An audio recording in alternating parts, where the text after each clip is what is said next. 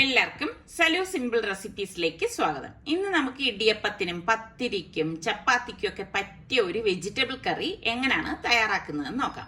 അപ്പൊ അതിന് വേണ്ടിയിട്ട് ഞാനിവിടെ സവാള, ക്യാരറ്റ്, പച്ചമുളക്, പൊട്ടറ്റോ, ഗ്രീൻ പീസ് എല്ലാം ഞാനിവിടെ ഓരോന്ന് വിധമാണ് എടുത്തിരിക്കുന്നത്. ഇനി നമുക്ക് ഇതൊന്ന് വേവിച്ചെടുക്കണം. അപ്പൊ അതിനുവേണ്ടി ഞാൻ ചെറിയൊരു പ്രഷർ കുക്കറാണ് എടുത്തിരിക്കുന്നത്. ചെറിയ പ്രഷർ കുക്കർ ആകുമ്പോൾ പെട്ടെന്ന് ഇത് വെന്ത് കിട്ടും കേട്ടോ. അപ്പൊ ഈ വെജിറ്റബിൾസ് എല്ലാം ഇതിലേക്ക് ഇട്ട ശേഷം നമുക്കിനി പാകത്തിനുള്ള ഉപ്പ് ചേർത്ത് കൊടുക്കണം. ഇതോടൊപ്പം ഞാൻ ഇവിടെ 2 കപ്പ് വെള്ളമാണ് ഒഴിച്ചു കൊടുക്കുന്നത്.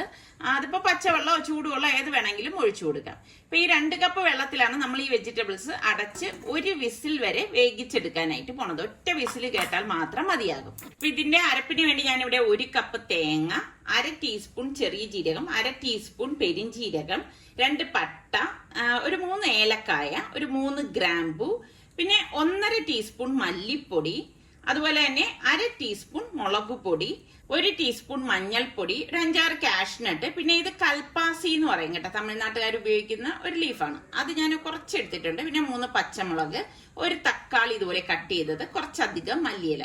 ഇത്രയും ചേർത്ത ശേഷം ഞാൻ ഇതിലേക്ക് ചെറിയൊരു പീസ് ഇഞ്ചിയും കൂടി ഇട്ട് കൊടുക്കുകയാണ്. എന്നിട്ട് നമുക്കിത് മിക്സിയുടെ ജാറിലേക്ക് ഇട്ടിട്ട് ഒന്ന് അരച്ചെടുക്കണം.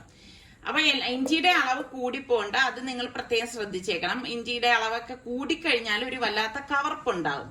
ഇതിലേക്ക് ഞാൻ അരയ്ക്കുമ്പോൾ തന്നെ കുറച്ച് ഉപ്പും പാകത്തിനുള്ള വെള്ളം ഒഴിച്ചാണ് ഇത് അരച്ചെടുക്കുന്നത്. അപ്പൊ ഇതാ നമ്മളുടെ അരപ്പ് ഇവിടെ റെഡി ആയിട്ടുണ്ട്. അപ്പൊ സ്റ്റീമൊക്കെ പോയ ശേഷം ഞാൻ ഇതാ പ്രഷർ കുക്കർ ഓപ്പൺ ചെയ്യാണ് കേട്ടോ. പാകത്തിന് നമ്മളുടെ വെജിറ്റബിൾസ് ഒക്കെ വെന്ത് വന്നിട്ടുണ്ട്.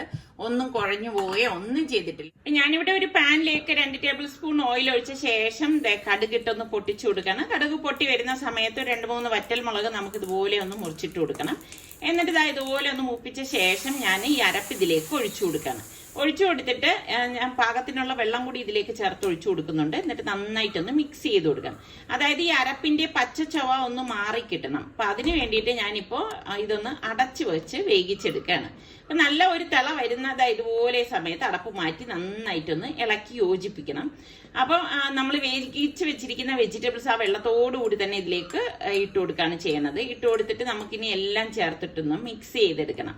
അപ്പൊ ഇതൊരു വെജിറ്റബിൾ കറിയല്ലേ, അപ്പൊ അതുകൊണ്ടാണ് ഇതിന് കുറച്ച് ലൂസായിട്ട് അരപ്പ് ഞാൻ ഇവിടെ എടുത്തിരിക്കുന്നത്. അപ്പൊ ഇതുപോലെ ആയ ശേഷം നമുക്ക് ഇത് മൂടി വെച്ചിട്ട് റെഡിയാക്കി എടുക്കാം. ഒരു 2 മിനിറ്റ് കഴിഞ്ഞ ശേഷം മൂടി തുറന്ന് ഇളക്കി എടുക്കുകയാണ്. അപ്പൊ നമ്മളുടെ വെജിറ്റബിൾ കറി ഇവിടെ റെഡി ആയിട്ടുണ്ട്. ഇത് നമുക്ക് പത്തിരിയുടെ കൂടെ മാത്രമല്ല ഫ്രൈഡ് റൈസിന്റെ കൂടെ ഒക്കെ കഴിക്കാൻ പറ്റിയ ഒരു അടിപൊളി കറി തന്നെയാണ് കേട്ടോ. അപ്പൊ നമ്മളുടെ ചാനൽ കണ്ടുകൊണ്ടിരിക്കുന്നവരിൽ സബ്സ്ക്രൈബ് ചെയ്യാതെ കാണുന്ന ആരെങ്കിലും ഒക്കെ ഉണ്ടെങ്കിൽ നിങ്ങൾക്ക് നമ്മളുടെ ചാനൽ ഇഷ്ടപ്പെടാണെങ്കിൽ സബ്സ്ക്രൈബ് ചെയ്യാനോ ആ ബെല്ലൈക്കൺ പ്രസ് ചെയ്യാനോ ഒന്നും മറന്നു വരുതേ. എങ്കിൽ മാത്രമേ ഞാൻ വീഡിയോസ് ഒക്കെ പോസ്റ്റ് ചെയ്യുമ്പോൾ നിങ്ങൾക്ക് നോട്ടിഫിക്കേഷൻ കിട്ടുള്ളൂ. അടുത്ത നല്ല സിമ്പിൾ റെസിപ്പിയുമായി വരുന്നത് വരെ എല്ലാവർക്കും ബൈ.